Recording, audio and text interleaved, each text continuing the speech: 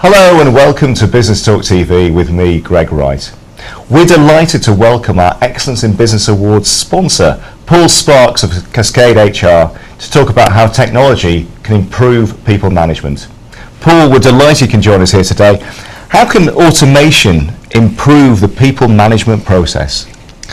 Thanks for inviting us along. So it's a very interesting question. So I think we're all familiar with the traditional annual appraisal process and whether those actually took place or not. And I think where technology has its part to play is actually mimicking the change in the workforce demographic. So more and more, as we have more millennials in the workforce, people don't want an annual appraisal, they want a quarterly or even a monthly appraisal. So that's an important change in which the software can help track that information and understand how that performance is managing. But more importantly is the introduction of things such as pulse surveys. So the ability for an organisation to ask their workforce how they're feeling, what's important to them, what things would make a massive difference.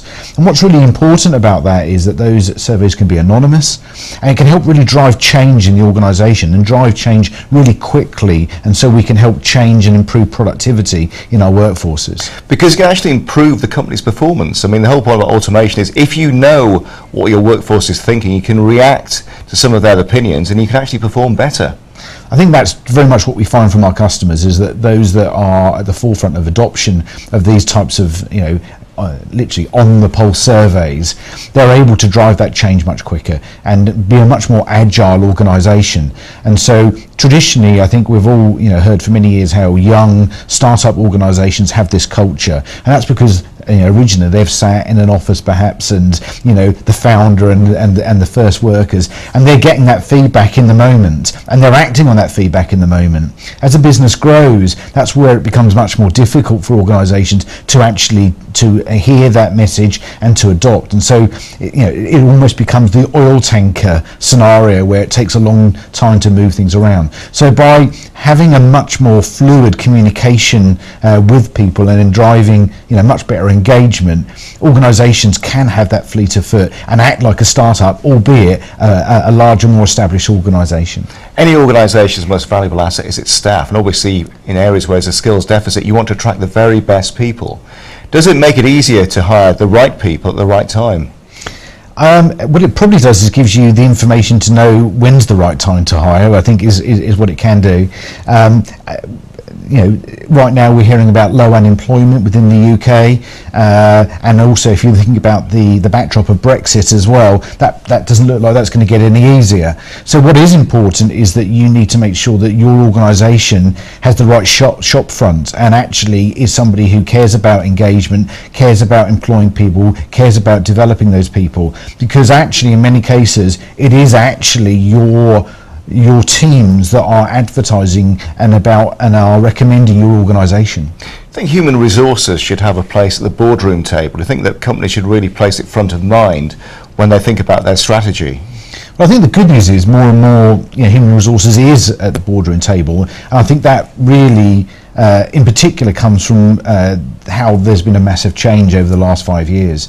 So now human resources is much more about quality data, about having the key performance indicators, understanding what is the cost of attrition, understanding what's the average tenure, understanding where there's problem areas within different departments. So by having a much more data-driven approach, it has a much bigger part to play in the success of the organisation. And as you've already highlighted, Greg, at the heart of any successful business is its people. And also helps managers to manage more effectively. There's no substitute for having a really good, informed, insightful manager, but having data influence the decision making as well means that the company itself can function more effectively. Yeah, and I think again we find from our customers those are our most successful organisations, those that perhaps win awards for their employee engagement.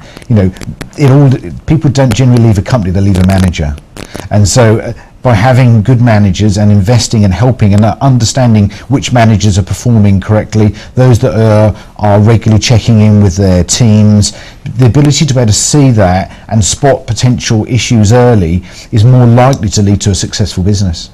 Obviously, you support the Excellence in Business Awards, which really the Yorkshire Post uses as a platform for the great businesses in Yorkshire. You're clearly very passionate about Yorkshire as a base for business. What do you think sets Yorkshire apart as a great place for business? Well, I think one of the great things. I've moved to Yorkshire. I'm not originally from Yorkshire. One of the things that really stands out for me is how it's very much a people area. People of Yorkshire care about people, and I think that, as a byproduct, is why Yorkshire businesses are successful, because having great people who are engaged, who understand where they're going, what's the objective of the organisation, is at the heart of success. And so that's why Yorkshire businesses are so great at what they do.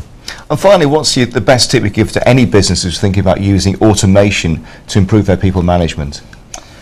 It's a really tough question. I think understand what are the metrics that are most important to their organisation, and try and make sure that you implement that within the software itself.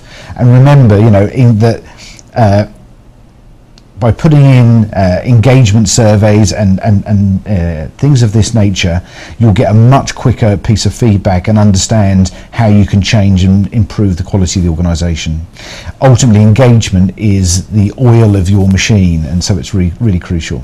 Paul, thank you for joining us.